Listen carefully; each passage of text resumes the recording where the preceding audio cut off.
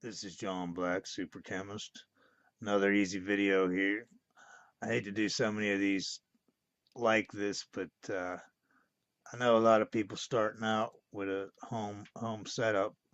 They might not know these easy way to get easy chemicals like this that are nice and pure too. I got in front of me some pure baking soda. You can find this in any grocery store. Uh, Normally, I think it's Arm and Hammer is the name brand that everybody knows, like the what I mean, designer name brand. But it's all the same. It's all pure sodium bicarbonate or sodium hydrogen carbonate, and you need a lot of that for any home lab. So here's a nice, easy way to get a pure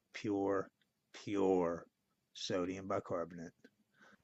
This has like 100 million uses. Uh, make carbon dioxide from it. You can make sodium carbonate.